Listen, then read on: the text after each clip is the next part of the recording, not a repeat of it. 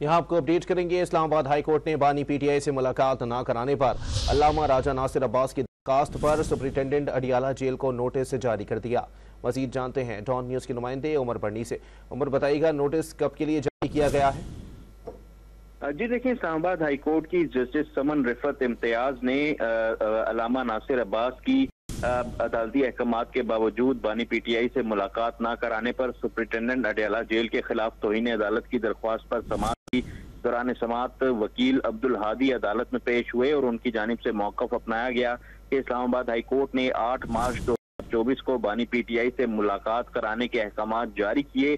Superintendent Adiala jail ने जानबूझकर हुक्म अदूली करते हुए मुलाकात न करवाई। सुपरिटेंडेंट अडियाला जेल के खिलाफ तौहीन अदालत की कार्रवाई का आगाज किया जाए।